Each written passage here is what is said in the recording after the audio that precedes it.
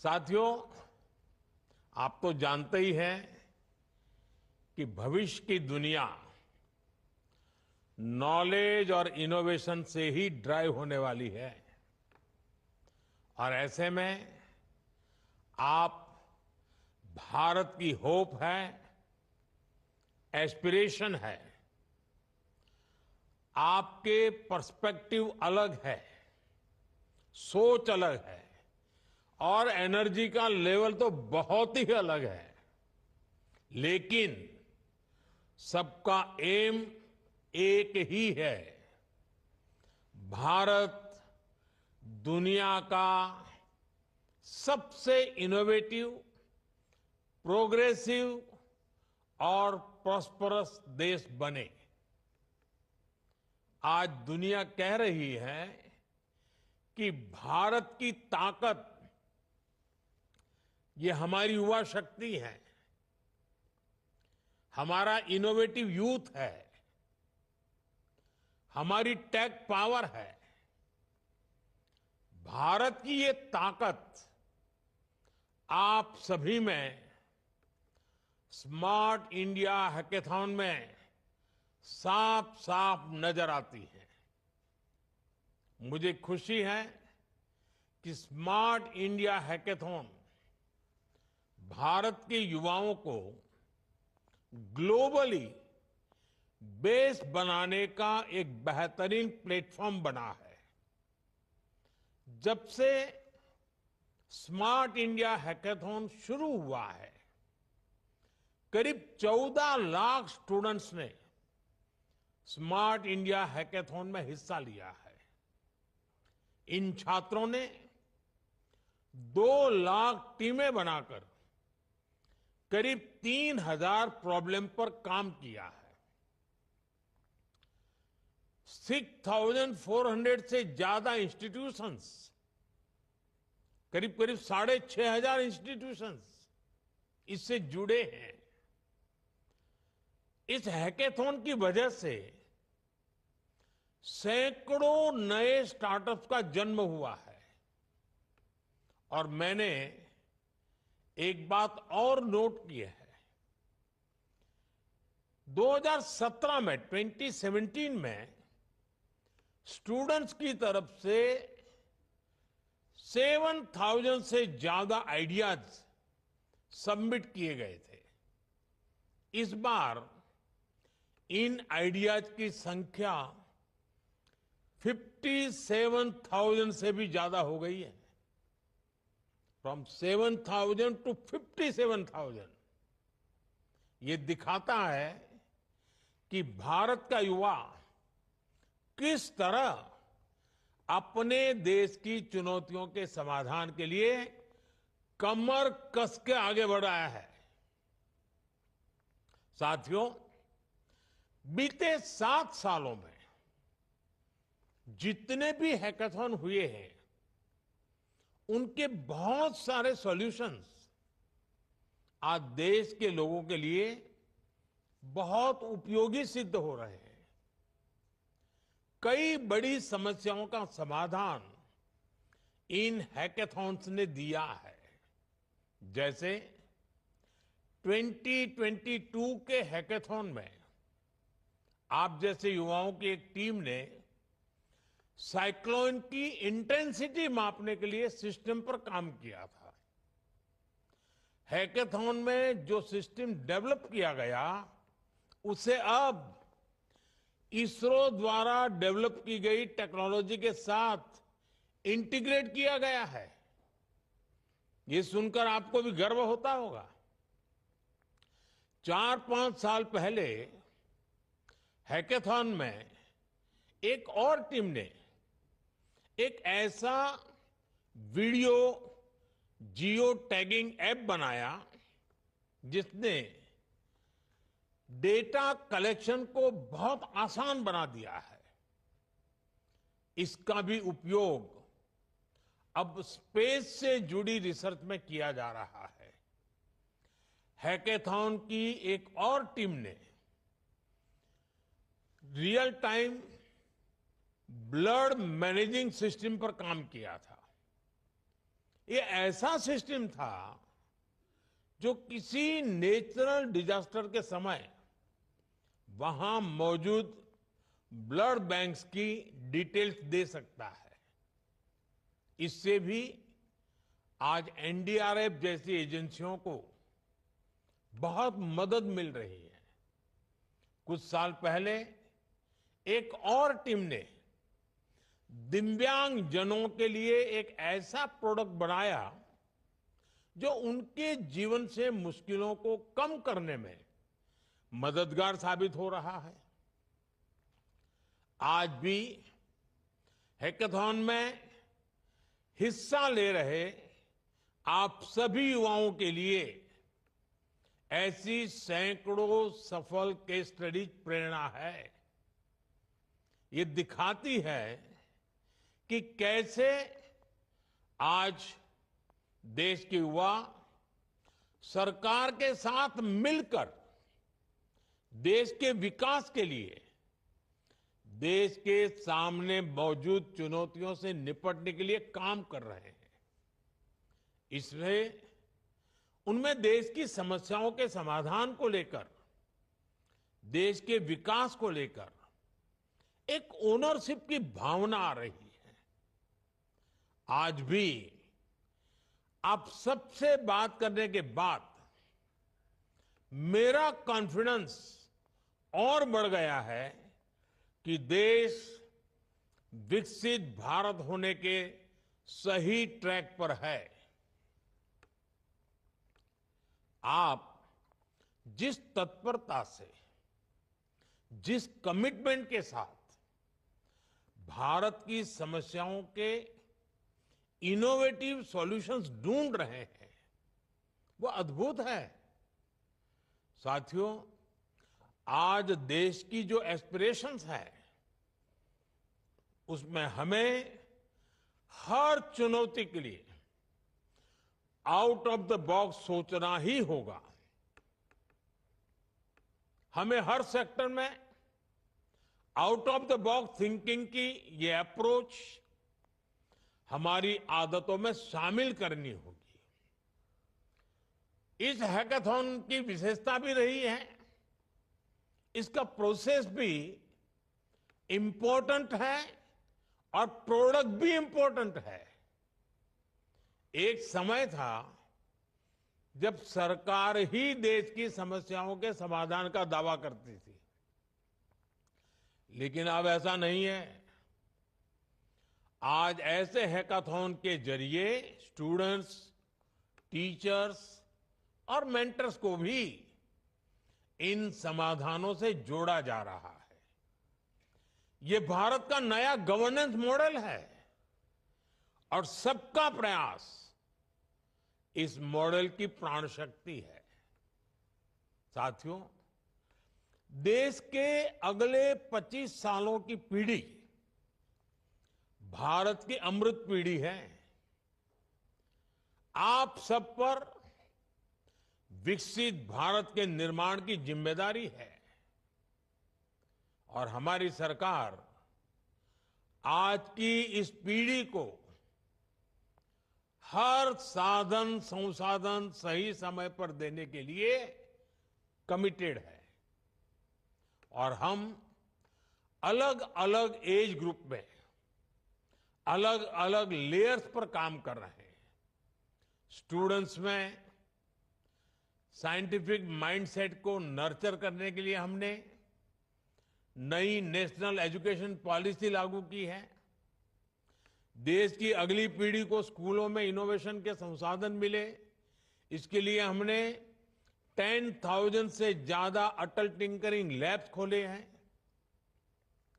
आज 1 करोड़ से ज्यादा बच्चों के लिए ये लैब्स नए नए प्रयोगों और अनुसंधानों का केंद्र बन रही है। देश के 14,000 से ज्यादा पीएम श्री स्कूल भी 21st सेंचुरी की स्किल्स पर काम कर रही है। स्टूडेंट्स की इनोवेटिव सोच और बेहतर हो, इसके लिए हमने कॉलेज लेवल पर इंक्यूबेशन सेंटर्स की स्थापना की है। प्रैक्टिकल लर्निंग्स के लिए एडवांस रोबोटिक्स और एआई लैब्स का इस्तेमाल भी हो रहा है। युवाओं के क्वेरीज का समाधान हो, इसके लिए जिज्ञासा प्लेटफॉर्म बनाया गया है। इसमें युवाओं को साइंटिस्ट से सीधे जुड़ने और बातें करने का अवसर दिया जा रहा है। साथियों, आज ट्रेनिंग के अलावा नौजवानों को स्टार्टअप इंडिया अभियान के जरिए आर्थिक मदद भी दी जा रही है। उन्हें टैक्स में भी छूट दी जा रही है। नौजवानों को अपने बिजनेस के लिए 20 लाख रुपए तक के मुद्रा लोन की भी व्यवस्था की गई है। नई कंपनियों के लिए देश भर में टेक्नोलॉजी पार्क और नए आईटी हब बनाए जा रहे हैं। सरकार ने 1 लाख करोड़ रुपए का रिसर्च फंड भी बनाया है। यानी कैरियर के हर स्टेज पर सरकार आप सब नौजवानों के साथ खड़ी है, उनकी जरूरतों के हिसाब से काम कर रही है। ऐसे हैकाथॉन भी हमारे नौजवानों को नए नए अवसर दे रहे हैं। और ये सिर्फ कोई औपचारिक सा इवेंट नहीं है, एक स्थायी इंस्टीट्यूशन को इवॉल्व करने की प्रक्रिया है। ये हमारे प्रो पीपल गवर्नेंस मॉडल का हिस्सा है। साथियों, अगर हमें दुनिया की इकोनॉमिक सुपर पावर बनना है तो हमें इकोनॉमी के नए सेक्टर्स पर खूब काम करना होगा। आज भारत डिजिटल कंटेंट क्रिएशन से गेमिंग तक कई ऐसे सेक्टर्स में आगे बढ़ रहा है जो 10 साल पहले तक बहुत इवॉल्व नहीं हुए थे। आज भारत कैरियर के नए रास्ते भी बना रहा है। युवाओं को नए रास्ते तलाशने और उन पर प्रयोग करने के अवसर भी दे रहा है। युवाओं की क्यूरियोसिटी और कन्विक्शन को समझते हुए सरकार उनके इंटरेस्ट को बढ़ावा दे रही है। सरकार रिफॉर्म्स करके उनके रास्ते से रोड़े हटा रही है। अभी कुछ समय पहले ही पहले नेशनल क्रिएटर्स अवार्ड का आयोजन किया था। इसका उद्देश्य कंटेंट क्रिएटर्स की मेहनत और क्रिएटिविटी को रिकॉग्नाइज करने का था। हमने स्पोर्ट्स को कैरियर चॉइस बनाने के लिए काम किया है। गांव में विलेज लेवल टूर्नामेंट से लेकर ओलंपिक की तैयारी के लिए खेलो इंडिया और टॉप स्कीम को आगे बढ़ाया गया है। National centre of excellence for animation, visual effects, gaming, comics and extended reality का असर भी दिखने लगा है। इसके कारण गेमिंग भी एक प्रॉमिसिंग कैरियर चॉइस बन रही है। साथियों, अभी हाल में एक बहुत बड़ा फैसला सरकार ने किया है। इसकी पूरी दुनिया में प्रशंसा हो रही है।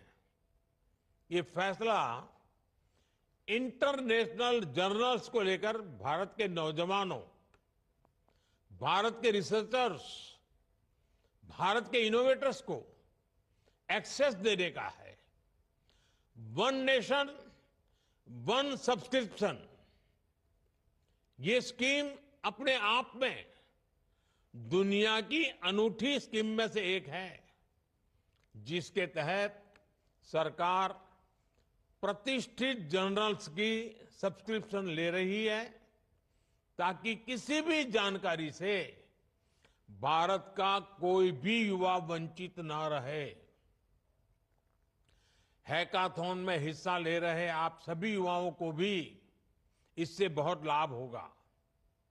अब सरकार के हर प्रयास का लक्ष्य यही है कि हमारे युवा दुनिया के बेस्ट माइंड्स के साथ कॉम्पीट कर पाए।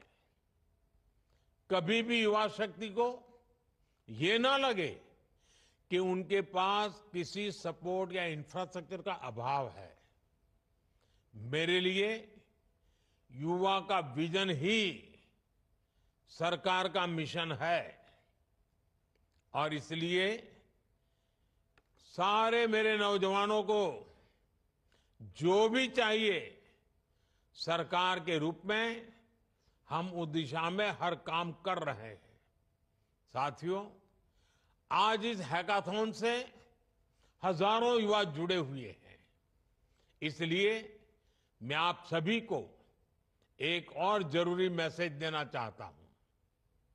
आप जानते हैं कि मैंने लाल किले से कहा है कि देश की राजनीति में 1 लाख ऐसे युवाओं को लाऊंगा जिनकी फैमिली से पहले कोई भी राजनीति में ना रहा हो, बिल्कुल फ्रेश ब्लड।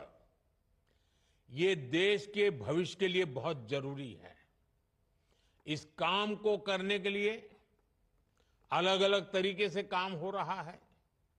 ऐसा ही एक आयोजन अगले महीने होने जा रहा है। विकसित भारत यंग लीडर्स डायलॉग। इसमें देश भर के करोड़ों नौजवान हिस्सा लेंगे, विकसित भारत के लिए अपने आइडियाज देंगे। जो आइडियाज सिलेक्ट होंगे, जो नौजवान सिलेक्ट होंगे, उनके साथ 11 और 12 जनवरी को स्वामी विवेकानंद जी की जयंती पर दिल्ली में यंग लीडर्स डायलॉग का आयोजन होगा। इसमें देश विदेश के दिग्गज लोगों के साथ मैं भी आप सबको देखने सुनने के लिए आने वाला हूं। आज इस हैकाथॉन से जुड़े सभी युवाओं से भी मेरा आग्रह है, विकसित भारत यंग लीडर्स डायलॉग से भी जरूर जुड़े। नेशन बिल्डिंग से जुड़ने का ये एक और बेहतरीन मौका आपको मिलने जा रहा है। साथियों, आपके लिए आने वाला समय एक अपॉर्चुनिटी भी है, साथ साथ एक रिस्पॉन्सिबिलिटी भी है।